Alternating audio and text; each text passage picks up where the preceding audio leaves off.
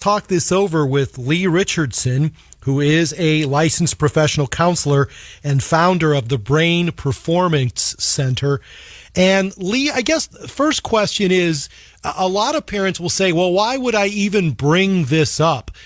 So should you bring it up to your kids, or do you let them come to you to talk about it if they need to? What do you think is the best approach with all of this publicity going on around the violence?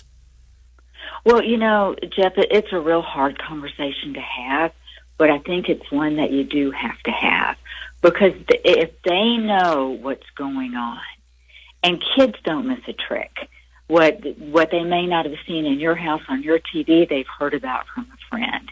And if they know what's going on, then they need to know that they're safe and that they need to feel comfortable. And a lot of kids will tell me, younger clients will tell me, I don't want to tell my parents that because then I don't want them to worry about me.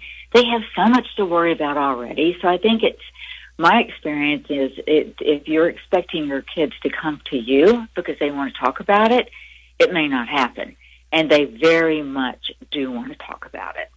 Well, Leigh, that is such a great point, because here I am as a parent worried about worrying my kids, and it turns out they're worried about worrying me, so they don't want to talk about it, or they won't talk about it. They do want to talk about it. So, Leigh, what's the best approach, particularly kids that would say, I'm starting to be scared, and this would be natural, I think. I'm starting to be scared about going to school. I think it's very natural. And I think the best approach is one of honesty. And, we all know our kids, and we know how to approach our kids. And I think this is a serious conversation, and you need to be prepared for it. You need to be prepared because maybe all you need to do is listen and let them talk. Or maybe you need to be prepared that they don't want to talk about it yet. So sit with them. Listen to some music with them. Be prepared for what can come out of that meeting. And, adults are struggling with it too. It's not just impacting the kids, it's impacted everybody. It's just, we all feel it, we all heard about it, and we all worry about it. And I think the best thing that you can say to your kid is that, things that have happened, and I know it may have left you feeling afraid or uncertain or not understanding. So if you have questions, or if let's talk about it, and so that I can help you to better understand it. Because what happened was a very sick, mentally ill person. And being mentally ill is just as devastating as being physically ill. I mean, we all get cancer. We all get those types of diseases. But we've got to start to get the whole mental health diseases. And putting it in those terms helps them to understand there's a reason why it happened. Because as parents, you know as well as I do, we want to fix it. We just want to fix it for them. Well, this is not a fix-it. How young can we have these kind of conversations, Leigh? Our young kids are so connected these days. Is it even possible that you'll have to address this, or should you address this with a preschooler? I think if your kid has picked up on the vibe of what's going on, if they're old enough to pick up that vibe, they're old enough to have some level of conversation around it. Certainly it's age appropriate.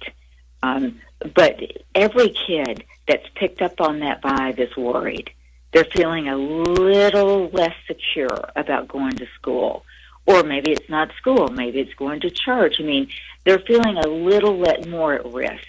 And we've got to make them understand that they're safe so that they don't, because once that thought just gets going in our head, it just ruminates. It goes round and round and round. So, Leigh, every parent fears saying the wrong thing in a difficult conversation. Is there a wrong thing to say when your kids come to you or you go to them and you start talking it over? Well, I can guarantee you I felt like I said the wrong thing to my kids plenty of times.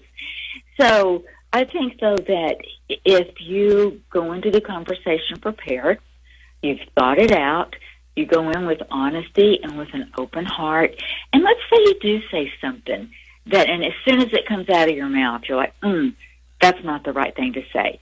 Be the first to acknowledge that. That really wasn't what I wanted to say.